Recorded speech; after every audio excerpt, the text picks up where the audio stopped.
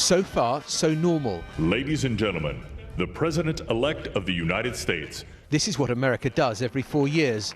But everything about today was exceptional given the last 2 weeks, given the pandemic, given the security situation, given the presidency that was ending.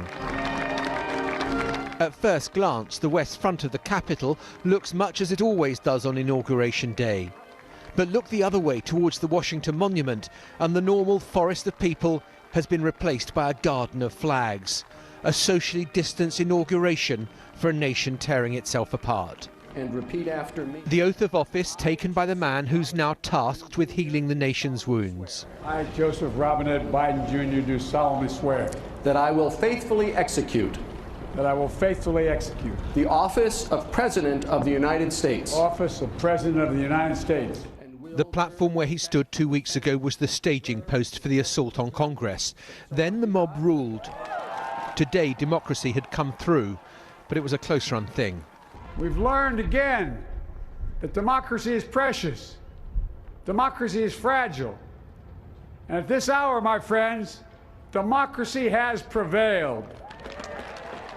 He warned America was in the midst of a winter of peril, and has any new president had to confront such an array of problems, COVID, economic turbulence, racial unrest, and the passions inflamed by Donald Trump's insistence that the election was stolen. Today, on this January day, my whole soul is in this, bringing America together, uniting our people, uniting our nation. And I ask every American to join me in this cause. Joe Biden never mentioned Donald Trump by name, but it was a firm repudiation of all that he stood for, though he was careful to reach out to the former president's supporters. We must end this uncivil war that pits red against blue, rural versus urban, conservative versus liberal. We can do this if we open our souls instead of hardening our hearts. At 78 years old, Joe Biden becomes the oldest man to become president. But the real history is being made by his deputy Kamala Harris, the first woman vice president, the first of black and Indian heritage, an example of the American dream. So help me God. So help me God.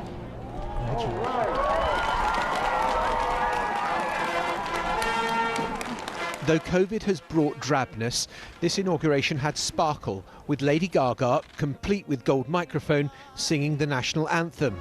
What so proudly we hailed at the twilight's last gleaming. And Jennifer Lopez too.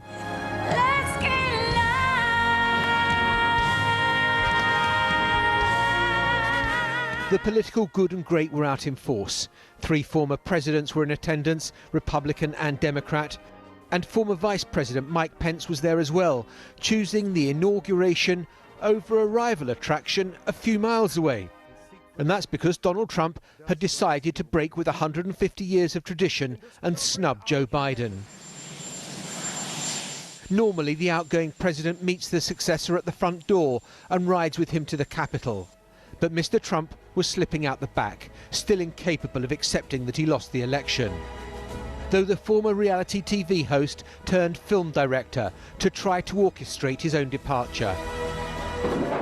He awarded himself a military send-off, complete with 21-gun salute, and his parting shot will have delighted his supporters and horrified his detractors. A goodbye. We love you. We will be back in some form. And the music was spot on as he flew off on Air Force One for the last time. It was my way. By the time now ex-President Trump arrived in Florida, Melania had gone from somber black to beach club chic. Never comfortable in Washington, she might find the transformation a whole lot easier than her husband. Joe Biden is now in the White House and he wants to hit the ground running. There'll be a flurry of executive orders to reverse a lot of Trump-era policies. But policies always change with a new president. What will be so different is the manner of governing. Crazy Town is likely to be replaced by Dullsville, but maybe that's what America needs right now. John Sopel, BBC News, Washington.